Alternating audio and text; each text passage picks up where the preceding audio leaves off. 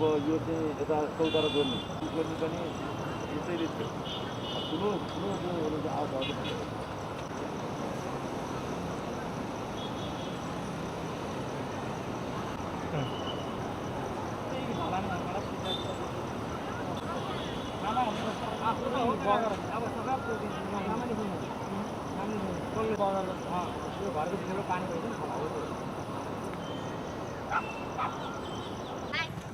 मान्छे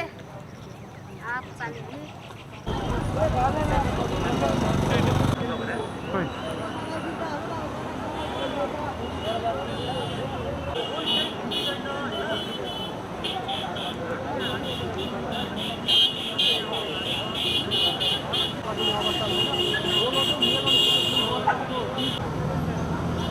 हो त्यो लेभलमा नाउका गाडो ठोल्ने सुंखार गरे आयो आयो बाटोमा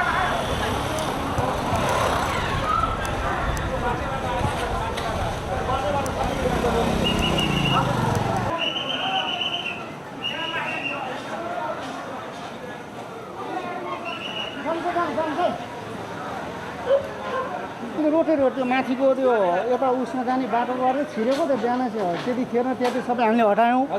अहिले चाहिँ अब त्यो हेर्दा हेर्दै अलिअलि त्यो भएको सामान उद्धार गर्दा गर्दै फेरि खोला थुनेर फेरि अहिले रोटे रोडमा आइपुग्यो खोला थुनिसकेको छ पुनः फेरि खोला थुन्यो अहिलेसम्म त थुन्ने छैन अहिले रोटे रोड आयो यहाँ त अहिलेसम्म गाडी गएको परैसम्म है तपाईँहरूको आकलन के छ अब यो चाहिँ थुनिएकै रहन्छ कि अब त्यो फुट्यो भने अलिकति यहाँ चाहिँ पानी आउन बन्द हुन्छ यो पानी होइन अब झन् डेन्जर भयो अहिले त अब पानी आउनु त बन्द त माथिबाट चाहिँ मूलहरू मूल भन्दा त्यो माथि किन त्यो लिएको के फुटिरहेको छ भन्ने चाहिँ सुनेको दर्शकमानहरू तपाईँहरूले देखिराख्नु भएको छ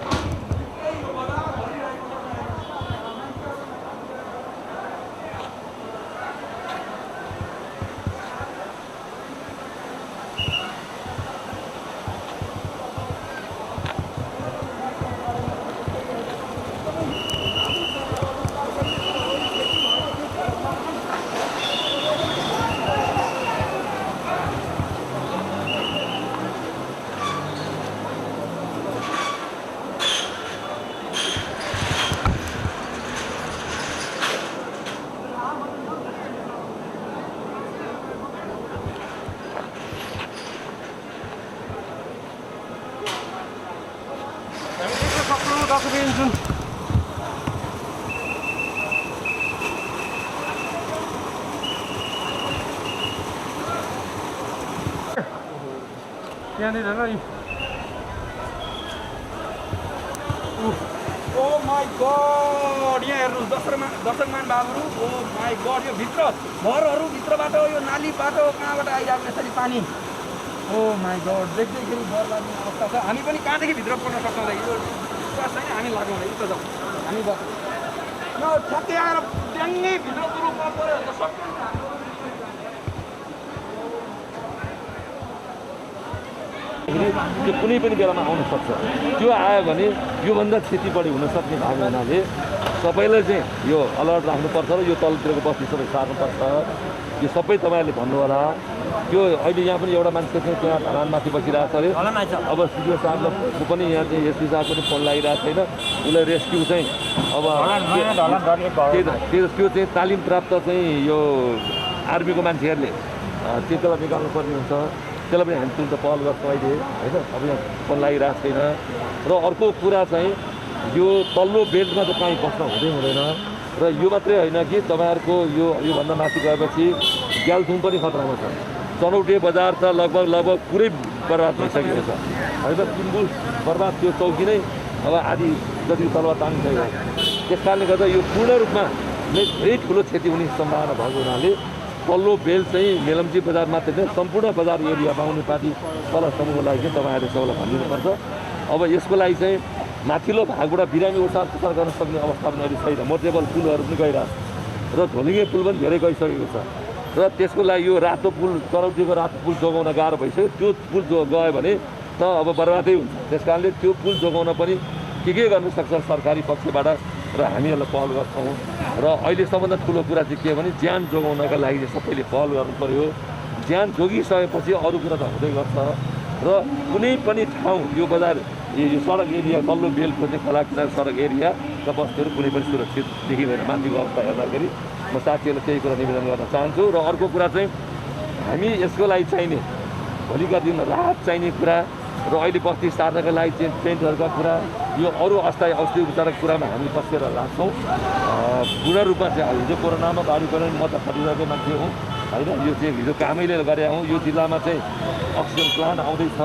सबै ठाउँमा 17 ठाउँमा त हामीले चाहिँ कोरोना उपचार केन्द्र खोलिसक्यौँ र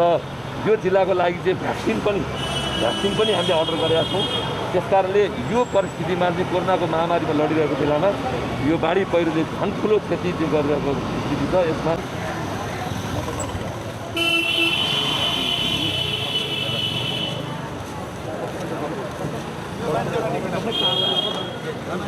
ल हामीलाई